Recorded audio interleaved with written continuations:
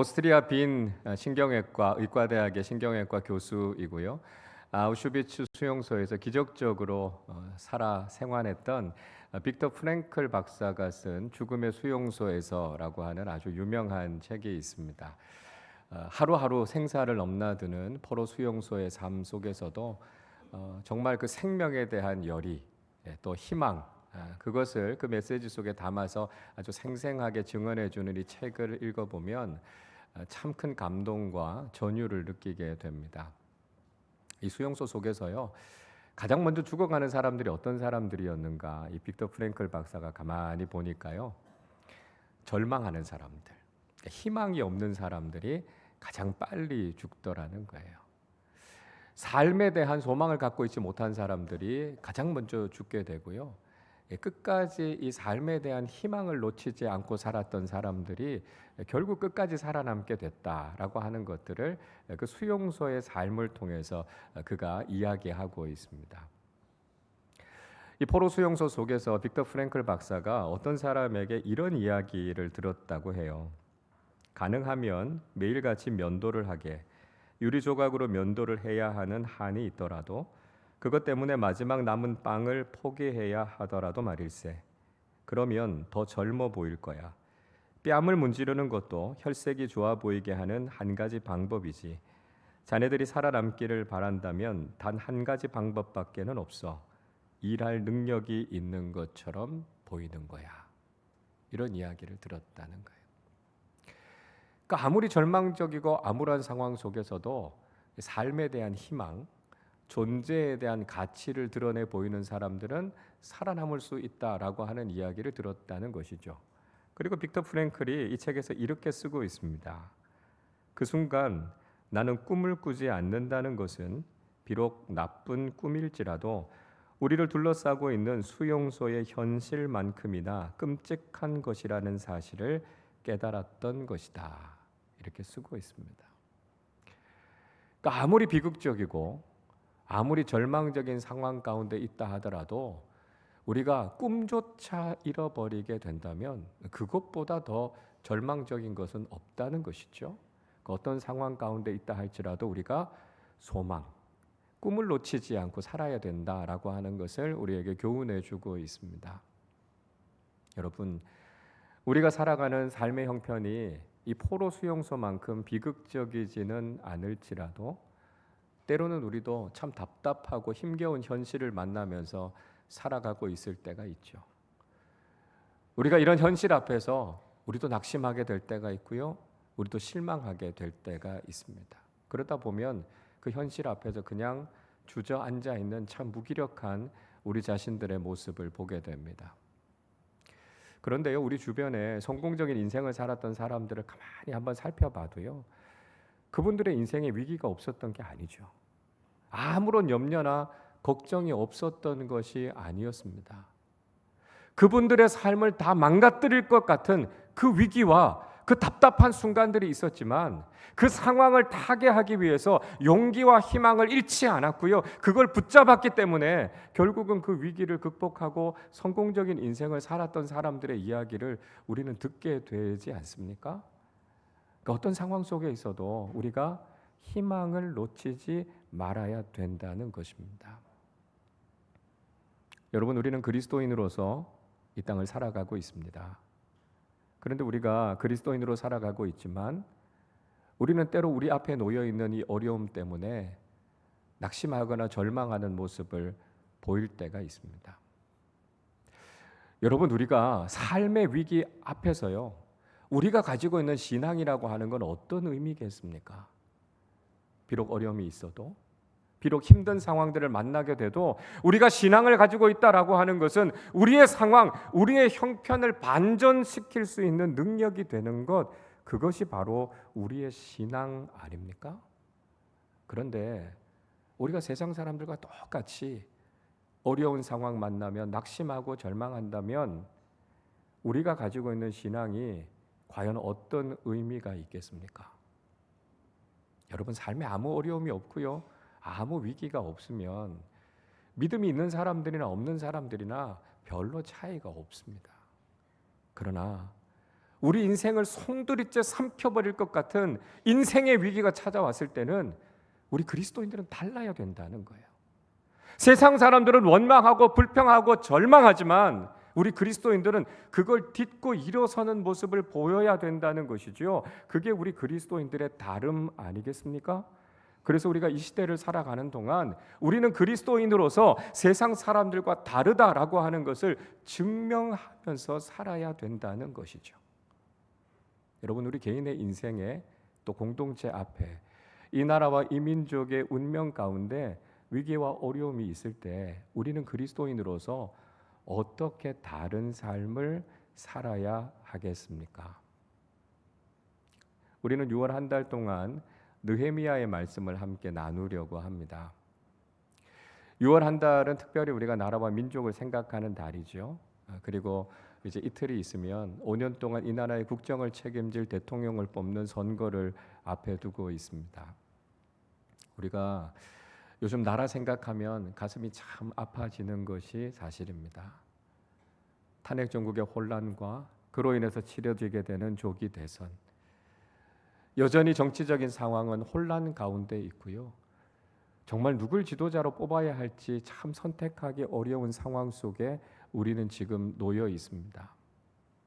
이런 위기의 상황 속에서 지도자들이 좀 성숙한 모습을 보여주면 국민들이 그래도 좀 용기를 얻고 위로가 될 텐데요. 리더십을 보면서도 우리가 실망하게 되는 이런 현실 속에 우린 지금 살아가고 있습니다. 우리 못지않게 이 느헤미야가 살았던 상황은 훨씬 더 암담하고 절망적인 상황이었습니다. 나라는 이미 무너졌고요. 수많은 동족들은 포로로 끌려가 있는 그런 상황이었습니다. 그 상황 속에서 하나님께서 느헤미야를 통해서 주셨던 위로와 용기의 말씀이 오늘 이 시대를 살아가는 우리에게도 힘이 될 겁니다. 그래서 우리가 느헤미야를 통해서 주셨던 주님의 말씀을 다시 한번 기억하면서 이 절망의 시대를 우리는 그리스도인으로서 어떻게 살아야 할까, 하나님께 주시는 은혜를 경험하는 귀한 시간이 되실 수 있기를 바랍니다. 느헤미야는요, 페르시아의 포로로 끌려갔던 유대인이었습니다. 그런데 이 느헤미야는 페르시아의 아닥사스다 왕의 신임을 얻게 돼서 수산궁이라고 하는 왕궁에서 일하는 위치에 있었습니다. 자, 이 느헤미야는요, 이스라엘 포로기 시대를 살았던 사람이었어요. 그래서 유다가 무너지고 예루살렘 성벽이 무너졌을 때 예루살렘 성벽을 재건하는 일을 했던 사람이 느헤미야였고요. 3번에 걸쳐서 이스라엘 민족이 고향으로 돌아오는 포로 귀환의 일들이 일어나게 될 때 3차 포로 귀환을 이끌었던 지도자가 바로 이 느헤미야였습니다. 이스라엘의 포로기 역사를 우리는 에스라라고 하는 책과 느헤미야라고 하는 2권의 책을 통해서 포로기가 어떻게 진행됐고 어떻게 포로가 귀환하게 됐는가라고 하는 걸 알 수 있습니다. 자, 오늘 본문이 진행되고 있는 구체적인 배경은 어떻게 될까요?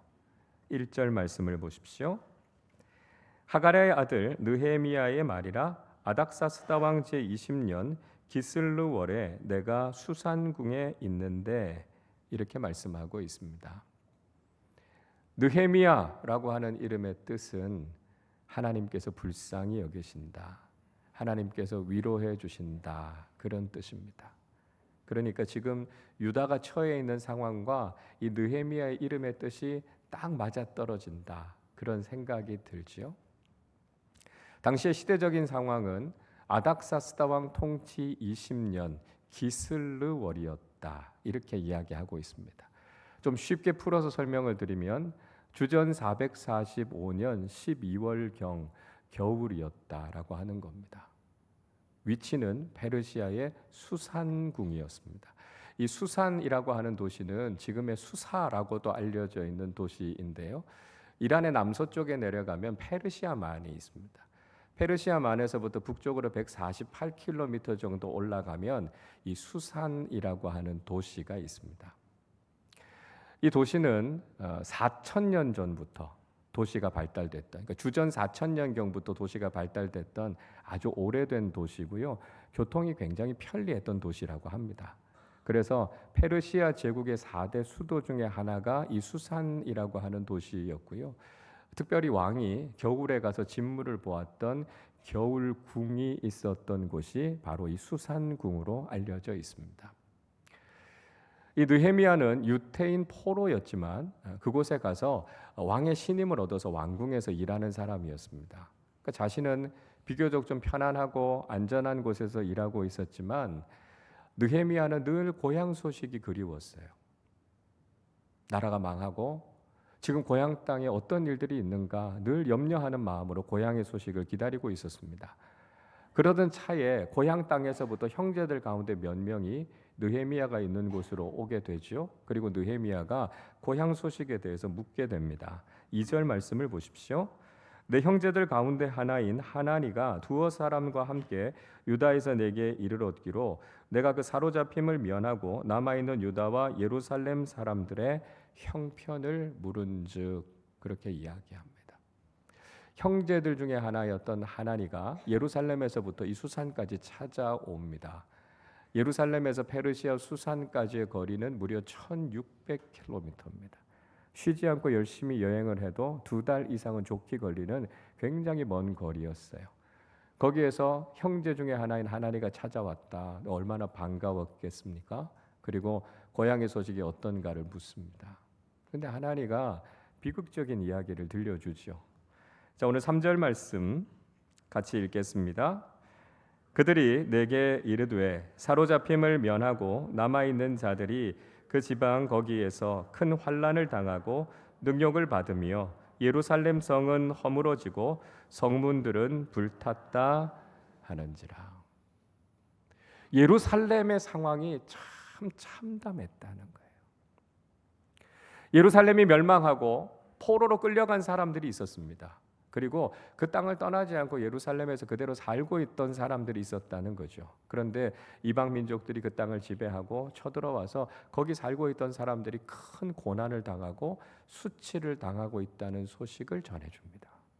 그리고 그들을 그렇게 견고하게 지켜주었던 예루살렘 성벽은 무너졌고요, 성문은 다 불타버렸다라고 하는 이야기를 해주죠. 자, 오랜만에 찾아온 형제들로부터 이런 이야기를 들었던 느헤미야의 마음이 얼마나 무너져 내렸겠습니까? 자, 이 이야기를 듣고 느헤미야가 어떻게 반응하고 있습니까? 4절 말씀도 우리 같이 읽겠습니다. 내가 이 말을 듣고 앉아서 울고 수일 동안 슬퍼하며 하늘의 하나님 앞에 금식하며 기도하여. 이 소식을 듣고 느헤미야가 그 자리에 주저앉아서 울었습니다. 왜 눈물이 안 났겠습니까? 고향의 이 비극적인 소식을 들었는데요, 마음 왜 무너지지 않았겠습니까? 눈물을 흘리면서 슬퍼했습니다. 여러분, 슬퍼할 만한 일이 있으면 눈물을 흘리는 것이 당연한 것이죠. 간혹 이렇게 말씀하시는 분들이 있어요. 우리는 그리스도인이니까, 우린 천국에 소망이 있는 사람들이니까 장래가 있어도 울면 안 됩니다. 이렇게 말하시는 분들이 있어요. 그렇죠. 우린 천국에 소망이 있는 사람들이죠. 그래서 소망 없는 세상 사람들처럼 그냥 그렇게 하염없이 슬퍼하는 건 바람직하지 않습니다.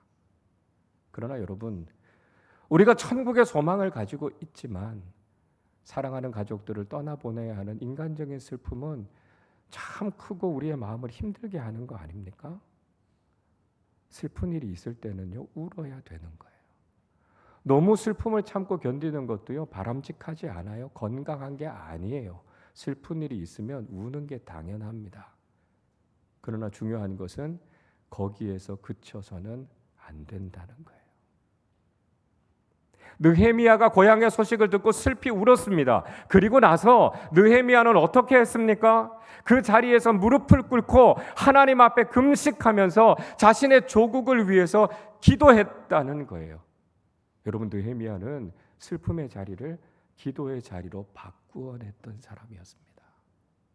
폐허와 절망의 땅 위에 비전의 기도를 심었던 사람이 바로 느헤미야였다는 거죠.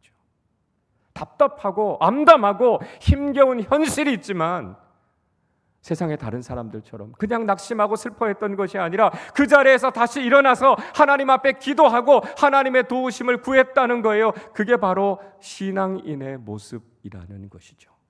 여러분, 우린 이 시대를 어떻게 살아야 되겠습니까? 우리가 그리스도인이라면 우리도 역시 느헤미야처럼 비전의 기도를 심는 사람들이 돼야 된다는 거예요. 우리 앞에 어려움이 있죠. 우리의 주변의 환경들이 답답하고 힘들지요. 그러나 그런 상황 속에서 눈물이 흐르지만 세상 사람들처럼 그저 주저앉아서 끝내버리면 그 믿음의 사람 아니라는 거예요. 그 슬픔의 시대, 절망의 시대를 살아가고 있지만 우리는 다시 한번 털고 일어나서 하나님 앞에 무릎 꿇고 기도하는 사람들이 돼야 된다는 것입니다. 절망의 시대 속에서 폐허가 된 이 땅 속에서 우리가 비전의 기도를 심을 수 있는 사람들이 될 때 우리는 진짜 신앙인의 모습을 가지고 살아갈 수 있다는 거예요. 그게 바로 슬픔의 시대, 절망의 시대를 살아가는 우리 그리스도인의 다름이라는 걸 알아야 된다는 것이죠. 여러분, 지금도 이 나라는 갈등과 분열 가운데 있습니다.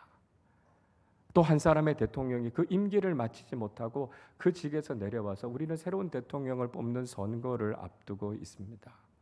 정치적으로 낙후한 상황들 때문에 국민들의 마음이 너무 힘들어져 있는 상황 속에 있어요.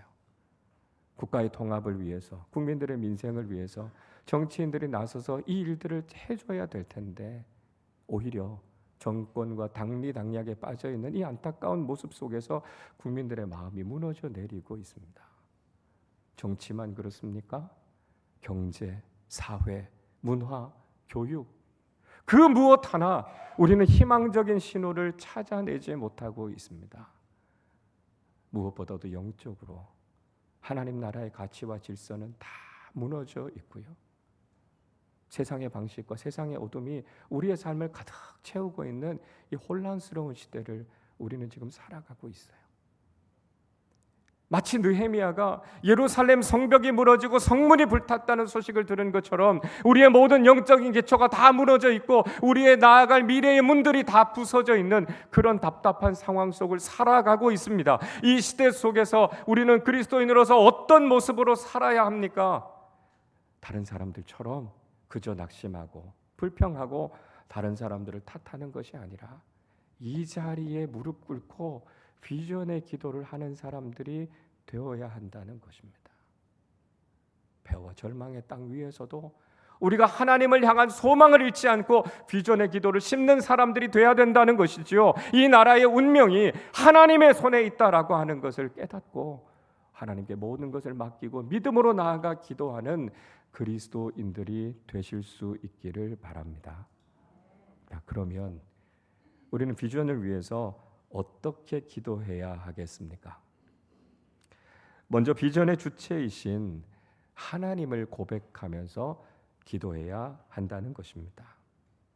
5절 말씀 우리 같이 읽겠습니다.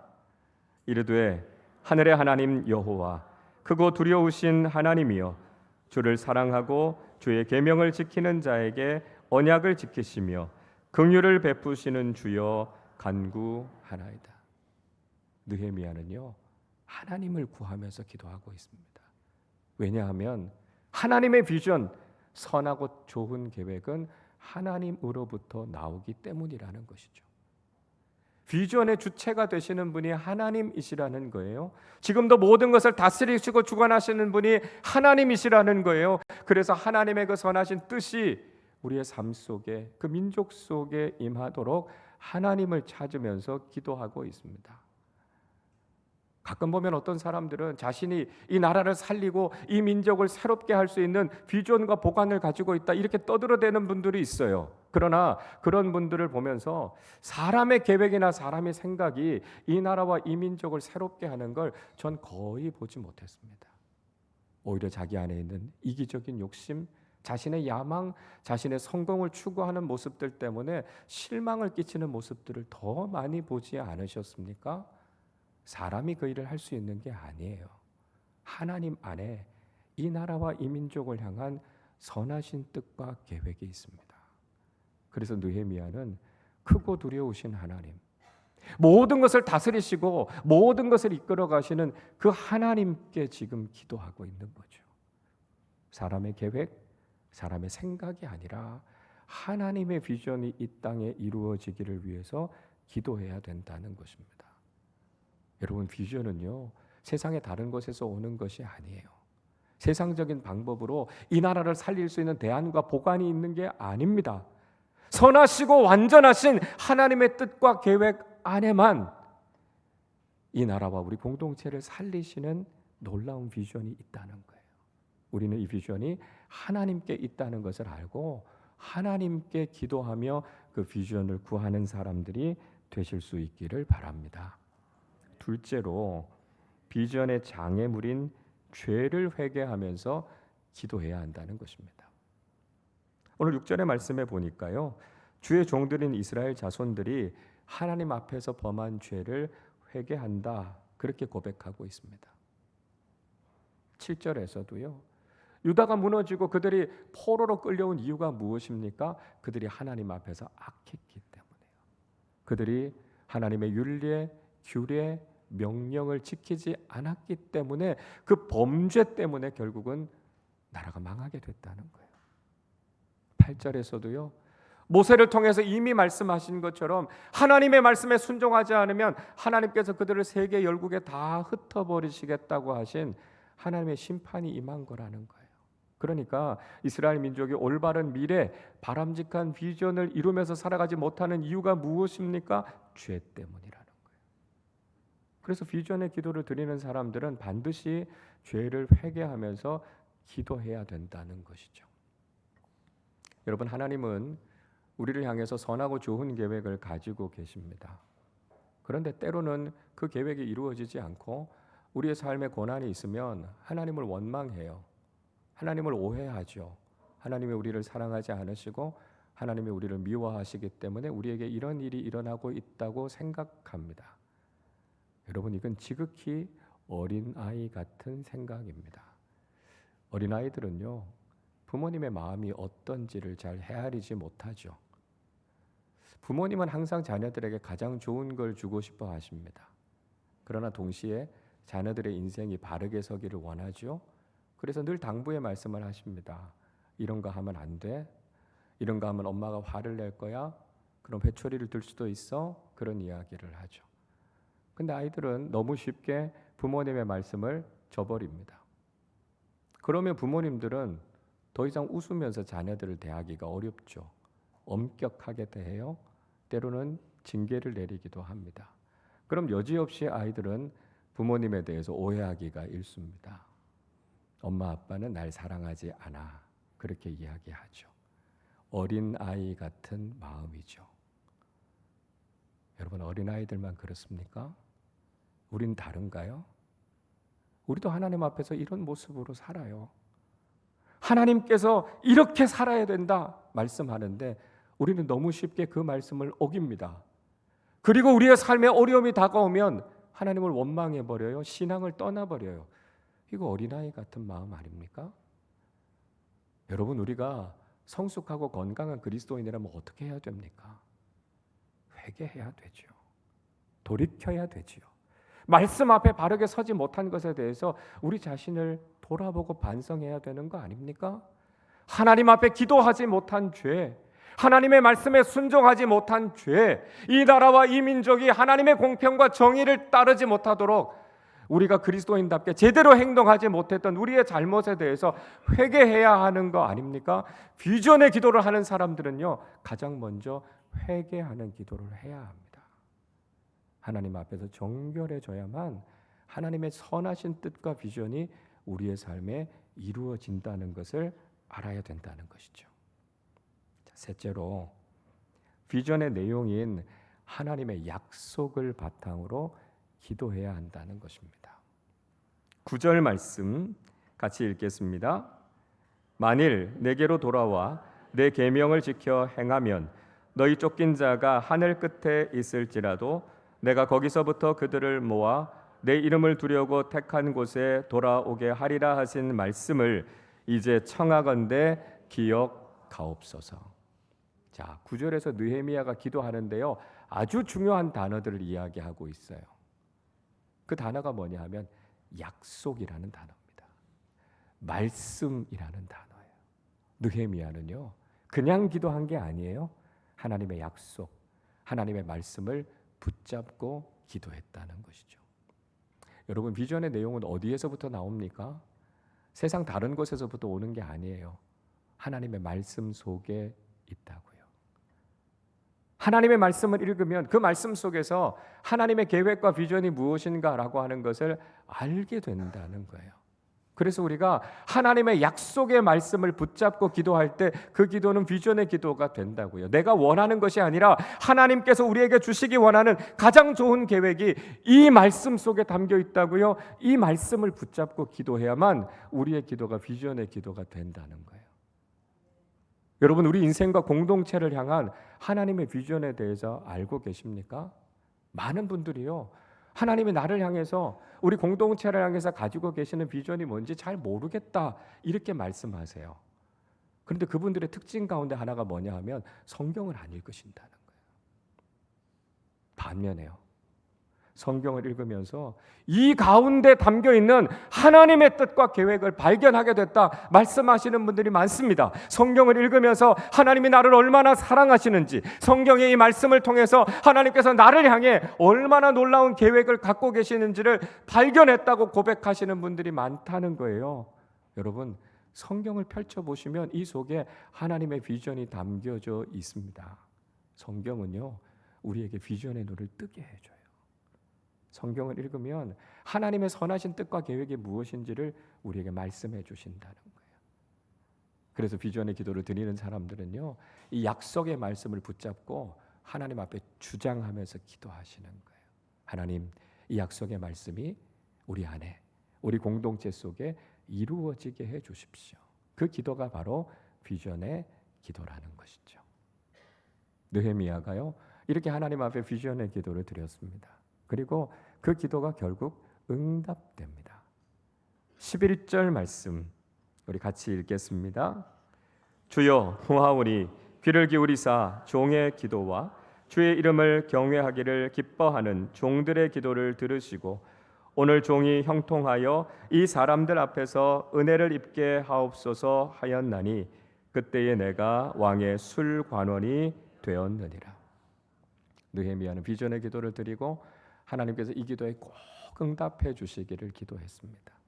하나님, 제게 형통의 길을 열어주시고 많은 사람들 앞에 내가 정말 하나님의 은혜를 경험했다는 것을 알게 해 주십시오. 이렇게 기도했을 때 느헤미야는 왕의 술관원이 됐다, 그렇게 이야기합니다. 이 술관원이라고 하는 직책은 그저 왕이 마시는 술을 빚는다거나 왕의 술 친구 정도가 돼줬다 이런 이야기가 아닙니다. 이 술관원은요, 페르시아의 최고의 관직 중에 하나였습니다. 왕과 독대하며 앉아서 국정에 대해서, 국사에 대해서 논할 수 있는 최측근이 됐다는 것이죠. 하나님께서 느헤미야에게 주셨던 그 비전을 어떻게 이루어갈 수 있을까라고 하는 비전의 통로를 하나님께서 열어주셨다는 거예요. 그래서 느헤미야를 통해서 하나님의 이 계획이 어떻게 이루어져 가는지를 우리는 앞으로 함께 살펴보게 될 것입니다. 여러분, 느헤미야처럼 하나님 앞에 비전의 기도를 드리는 사람들이 되시기를 바랍니다. 우리가 살아가는 삶의 자리는 여전히 다 무너져 있어요. 참 답답하고 절망스러운 상황들이 우리 앞에 놓여 있습니다. 그러나 우리가 다른 사람들처럼 그저 한숨만 쉬고 있는 것이 아니라 다시 한번 이 자리에 무릎 꿇고 우리는 이 절망의 자리를 기도의 자리로 바꾸어내는 사람들이 되어야 한다는 것이죠. 아무리 답답한 현실 가운데 있지만 여전히 하나님은 우리를 향해 선하신 계획을 가지고 계시고 하나님의 그 비전이 이루어질 수 있도록 하나님을 찾으며 기도하는 사람들이 될 때 우리는 이 시대를 신앙인으로 살아가게 된다는 것이죠. 우리가 하나님 앞에 그 비전의 기도를 드릴 때 하나님께서 우리의 인생에도 형통의 길을 열어주셔서 하나님의 비전을 이루어갈 수 있는 통로로, 도구로 쓰임받게 되는 하나님의 놀라운 은혜를 허락해 주실 것입니다. 이 시대 속에서 우리가 하나님 앞에 믿음으로 비전의 기도를 드리고 하나님의 꿈을 이루어가는 귀한 믿음의 일꾼들로 쓰임 받으시기를 주님의 이름으로 축원합니다. 우리 시간에 같이 찬양하고 기도하겠습니다. 하나님의 꿈이 우리의 비전이 되게 하여 주시고 우리가 기도의 사람으로 하나님을 의지하며 살아가게 해 주십시오. 우리 고백하며 원하고 바라고 기도합니다. 찬양하겠습니다. 이 세상을 살아가는 동안에 나의 힘을 의지할 수 없으니 기도하고 낙심하지 말 것은 주께서 참 소망이 되시니라. 다시 한번 고백합니다. 이 세상을 살아가는 동안에 이 세상을 살아가는 동안에 나의 힘을 의지할 수 없으니 기도하고 낙심하지 말 것은 주께서 참 소망이 하나님의 되심이라. 하나님의 꿈이 나의 비전이 되고 예수님의 성품이 나의 인격이 되고 성령님의 권능이 나의 능력이 되길 원하고 바라고 이절로 찬양합니다. 주의 길을 걸어가는 동안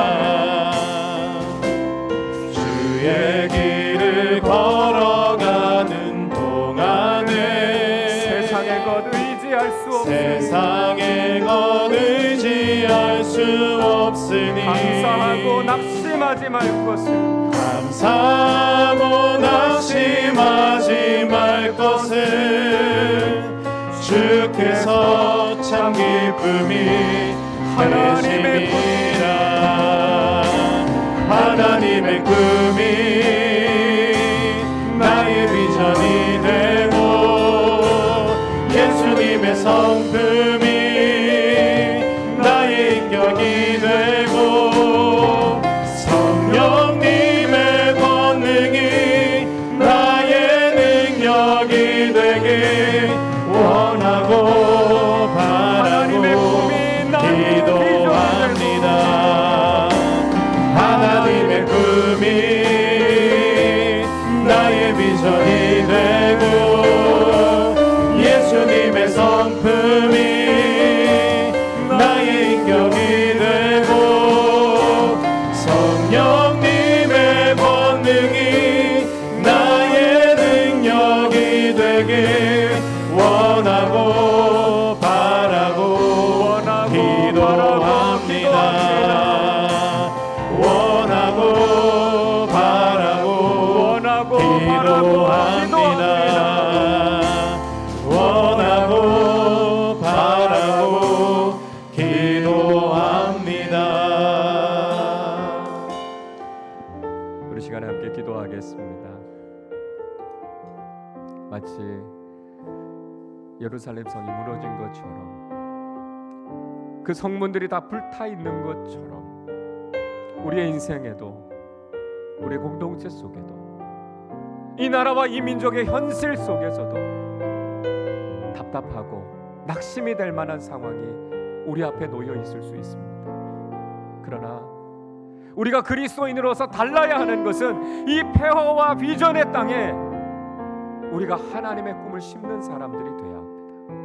다 무너져 있고요, 다 쓰러져 있다 할지라도 우리는 하나님의 꿈을 붙잡는 사람들이 되어야 하고 이곳에 비전의 기도를 심는 사람들이 되어야 합니다. 하나님, 우리가 다시 일어나 기도하는 사람들이 되게 하여 주시고 하나님께서 그 기도에 응답해 주시고 형통의 길을 열어주셔서 하나님의 비전을 이루어갈 수 있는 통로로 쓰임받는 믿음의 사람들, 믿음의 공동체가 되게 하여 주시옵소서. 우리 말씀을 생각하며 함께 합심으로 기도하겠습니다. 하나님 아버지 감사합니다. 하나님, 우리가 이 슬픔의 시대, 이 절망의 시대를 어떻게 살아야 할 것인지를 오늘 이 말씀을 통해 우리에게 깨닫게 해주심을 감사합니다. 예루살렘 성이 다 무너져버린 것처럼, 그 성벽이 성문이 다 불탄 것처럼 하나님 아버지, 우리의 상황이 참 답답하고 가슴 아픈 상황들을 맞이하고 있지만 하나님 아버지, 우리가 낙심하지 않고 이 폐허와 절망의 땅 위에 느헤미야처럼 비전의 기도를 심는 사람들이 되게 하여 주시기를 간절히 소원합니다.